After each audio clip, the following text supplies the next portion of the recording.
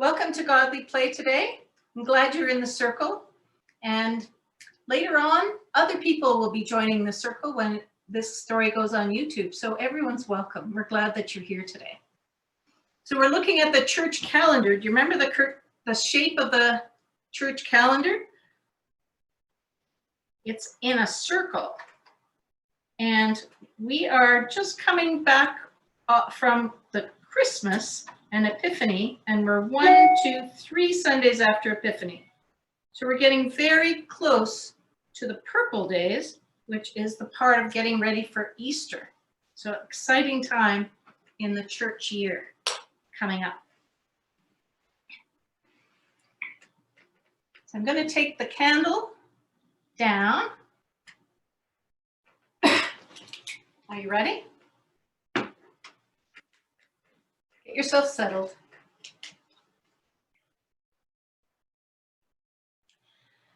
There was once someone who said such wonderful things and did such amazing things that people began to follow him.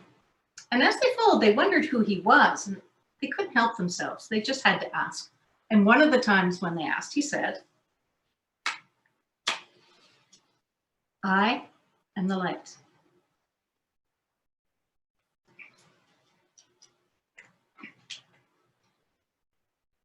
I see the love of God in you, the light of Christ comes shining through, and I am blessed to be with you, O holy child of God.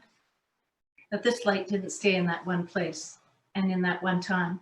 He changed the light. Watch as I change the light. So it can be in all places and at all times. Oh, there it's coming up. Can you see it against my shirt? All the wispy, it's getting thin, spreading out in this room and coming into where you are in Godly Play, so that wherever we are in Godly Play together, this light will be with us. And when we leave Godly Play, this light will go with us too. Well, last week, we had a very unusual story. It was a story without words. And I brought the story again today. And this time, in this part, I'll be telling some of the words. So are you ready? This is the most curious story in all of Godly Play. It's the most curious box. In Godly Play room, it sits on the sacred story shelves, and it sits up like a sacred story. It doesn't lie flat, but it's not exactly like a sacred story. It's also gold, and it's in a box. It has a lid.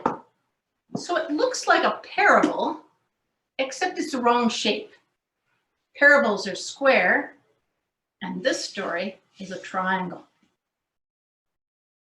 This story also has a purple cross on the front. I don't know if you can see it.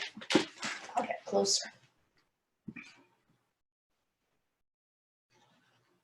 So it looks like we're getting close to the mystery of Easter, because that time is the purple time in the church calendar.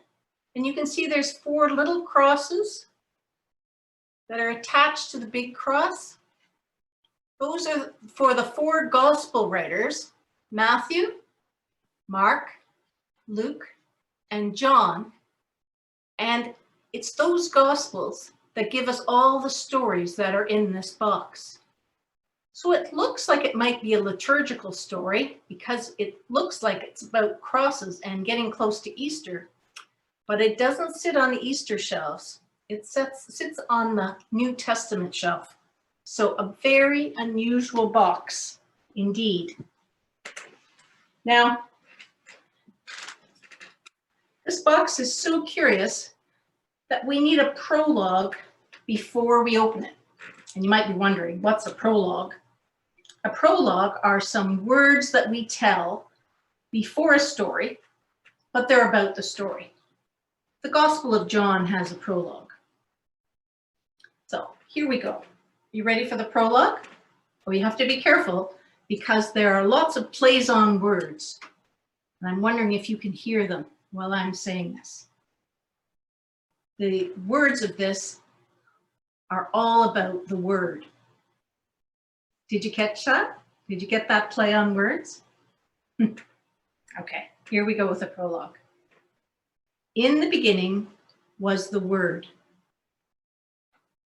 And the Word is what all the words of the gospel are about. And the Word was with God, and the Word was God. Now, God spoke everything that is into being at the beginning of creation. But sometimes God's hard to find in God's creation. So I'm talking to you now, and I think you can hear me, but what do you see as I'm speaking? What about those words? Can you see them? So you can't see the words, but are they really there? Are they present? Are they here with us now? Well, you know, no one has seen God. So the Word became flesh. God became a person and dwelt among us. The Word was born of the Mother Mary and came to live in this world so that we could know how to be children of God by knowing this child of God as one of us. So that's the prologue. And this story is everything that happens next. I said last week you have to be really ready for the story. Are you? Okay, great. Here we go. Open it up. And again, no underlay. Well, I've got the mustard seed with me today. I can use that underlay. Oh, do you remember that mustard seed? This is sort of a mustardy color. Huh. Well, none of the underlays in the Godly Playroom are big enough to hold this story. In fact, nothing's big enough to hold all this story, but we'll use this for today. Here's the first. There's the Mother Mary, and there's the angel Gabriel, full of light. And the angel is talking to Mary. But actually, God is talking to Mary because angels are God's messengers. In fact, that's where the word angel came from. It's the Greek word for the word messenger, angelos, or angel. So here, this is the Annunciation, because the angel Gabriel is announcing to Mary that God has chosen her to be the mother of God.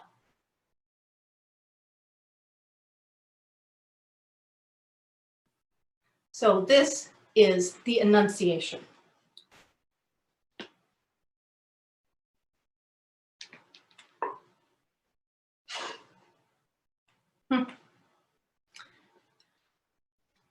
Mary, oh, I forgot this part. It's an important part too. So after Gabriel announced to Mary that she was chosen to be the mother of God, God overshadowed Mary so that Mary could feel the Word or God inside her. And in time, a baby was born.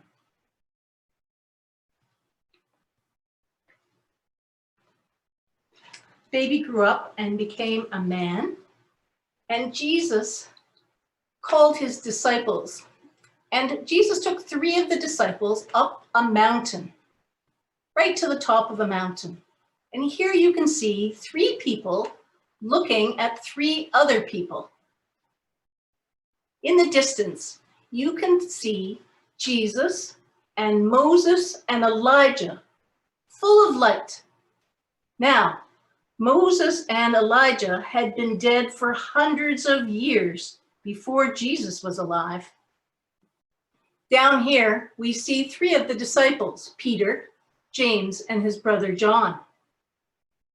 This is the Transfiguration. Jesus was changed so that he could be with Moses and Elijah. But his shape wasn't changed, his figure wasn't changed. He was transfigured. And then a cloud came and overshadowed Jesus. And out of the cloud came God's voice saying, "This is my beloved Son. Listen to him." Well, the disciples were so afraid, they fell face down on the ground and covered their eyes. Jesus came and touched each one, saying, "Rise up, don't be afraid." And when they did come and they looked, Moses and Elijah were gone, and Jesus was standing there with them. So they went down the mountain and gathered the other disciples, and Jesus turned his face towards Jerusalem for the last time.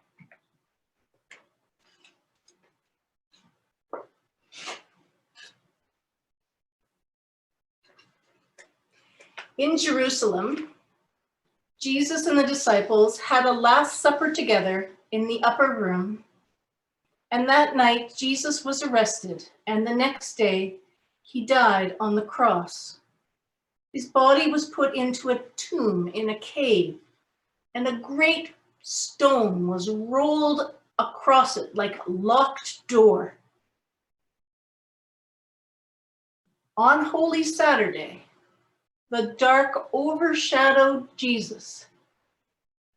And when the women came on the Sunday morning, that first Easter, the stone was rolled away and Jesus was not there. Jesus was with them in a new way, as he is with us today. And this is called the resurrection. So these three triangles, the Annunciation, the Transfiguration, the resurrection.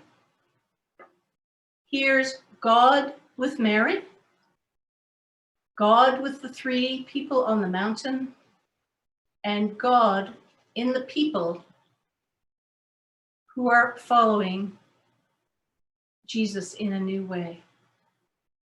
Annunciation, Transfiguration, and resurrection. Those are three big words that you've learned today. Annunciation, Transfiguration, and resurrection.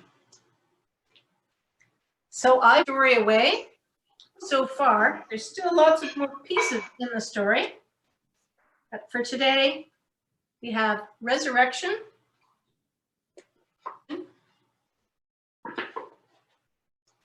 and Annunciation.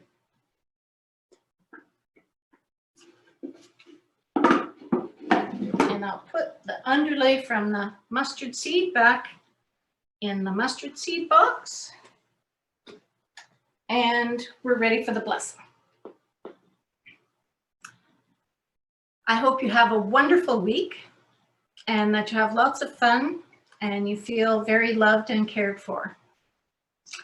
May the Lord bless you and watch over you. May the Lord make his face to shine on you and be gracious to you.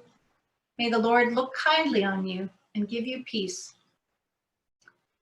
Go now in peace, go now in peace. May the love of God surround you everywhere, everywhere you may go. So bye for now. It was great having you in the circle. Have a great week. See you next week. Bye.